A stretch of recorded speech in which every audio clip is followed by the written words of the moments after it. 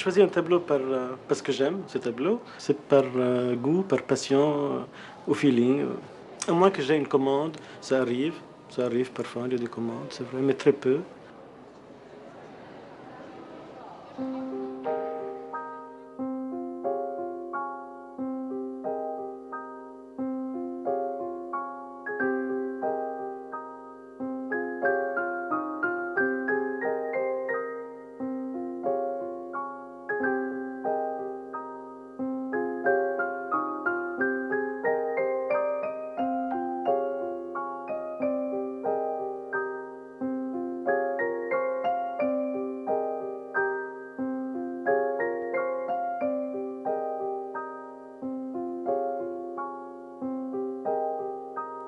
Portrait d'une dame à sa toilette d'après Titien, car c'est pas un tableau ancien, c'est moi qui l'ai copié il y a 10 ans. Je montre ce tableau parce que j'aime beaucoup Titien.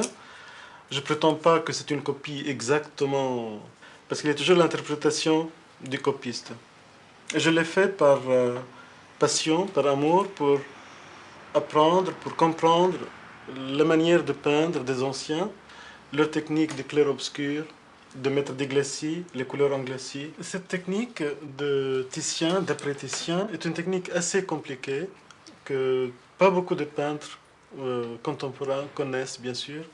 Pourquoi? Parce que c'est fait avec deux médiums. Les glacis sont faits pour donner de la transparence des ombres. Tout ce qui est dans les foncés, tout ce qui est ombre, est fait avec des glacis. Ça veut dire une couleur, des pigments, plus un médium transparent, mais épais et transparent. Tandis que l'éclair, pour donner le côté relief des clairs, j'ai employé le pigment avec cette émission à l'œuf. Alors les clairs sont épais et les ombres sont toujours transparentes, n'est-ce pas? Et on appelle ça une technique mixte. La toile elle-même, elle est bien sûr toile de lin, que j'ai préparée moi-même, à la colle de peau, à la manière traditionnelle. Le Titien lui-même, on lui a demandé combien de glacis il a mis. Il a dit une trentaine et une quarantaine.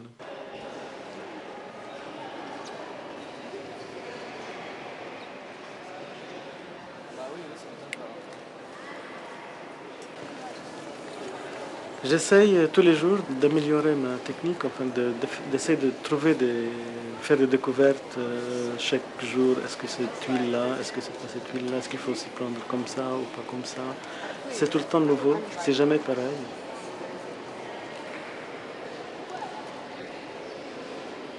C'est un tableau d'après Pérugin. Pérugin qui est le maître de Raphaël et qui est un peintre, un très très grand peintre du début de la Renaissance.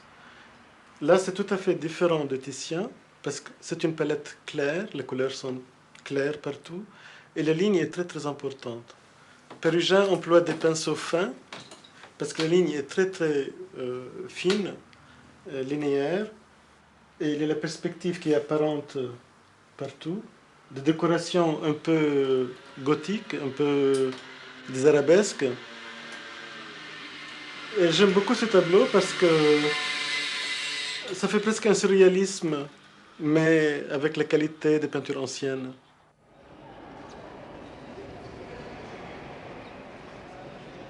Est-ce que je peux progresser en peignant tout le temps? Ça, j'espère, oui. Sinon, ce serait terrible.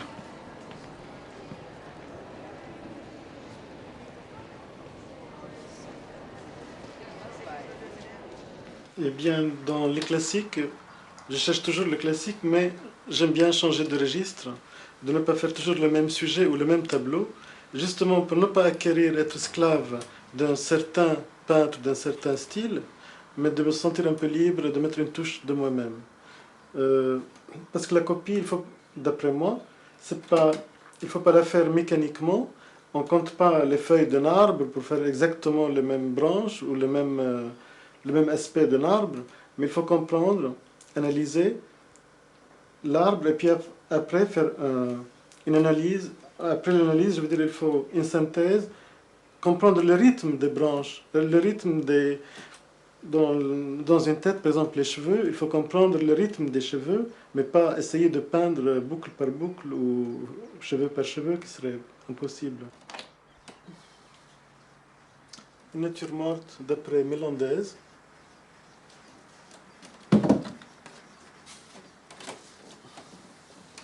D'après Greuze.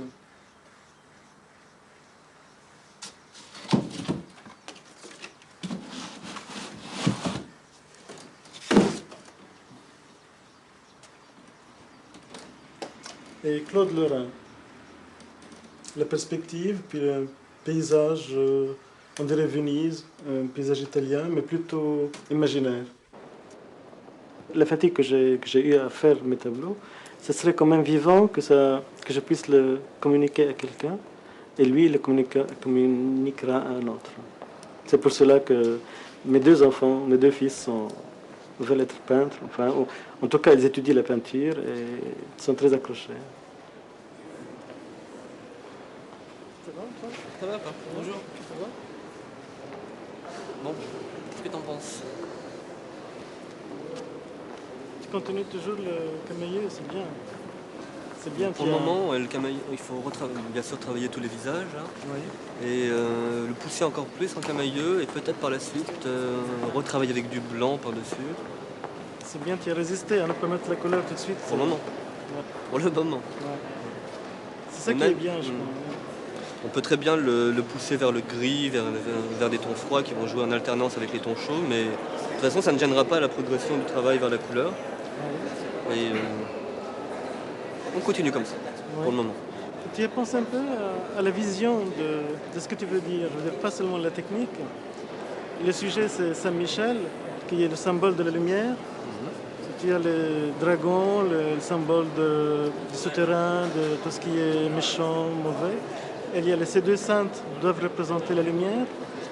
Et moi, j'aimerais bien que la lumière, enfin, le plan en haut soit très lumineux. Ouais, tout à fait. Tout à fait.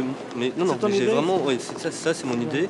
Et le fait de jouer sur la dualité des deux, le côté bon, méchant, voilà, le côté maléfique et le côté saint, c'était très, très intéressant pour moi. La copie pour moi était un accès pour faire aussi des tableaux personnels. J'ai décoré tous les plafonds de l'entrée du métropole de Monaco. Et puis après, j'ai eu un autre plafond à peindre en Amérique qui était aussi de 6,5 mètres par 4,5 mètres.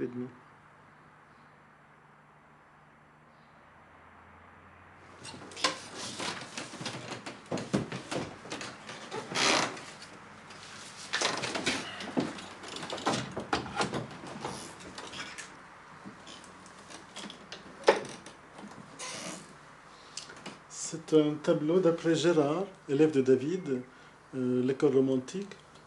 On va Psyché, et j'ai fait une interprétation, je n'ai pas mis l'autre figure qui représentait l'amour, un jeune homme éphébe avec des ailes. Je trouvais que c'était un peu trop différent de notre époque. Mais ce qui m'intéressait surtout, c'est le nu féminin avec les drapés.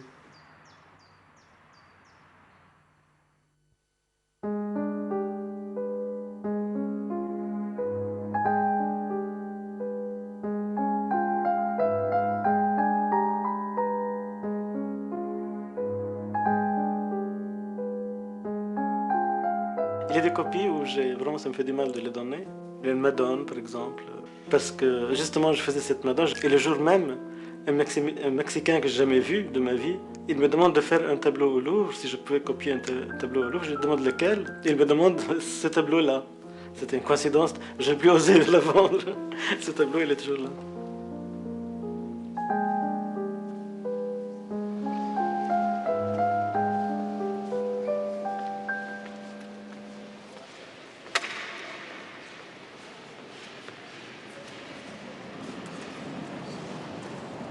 Un bon copiste est un bon peintre et je crois c'est quelqu'un qui s'amuse plus avec les autres qu'avec soi-même. Comment expliquer ça?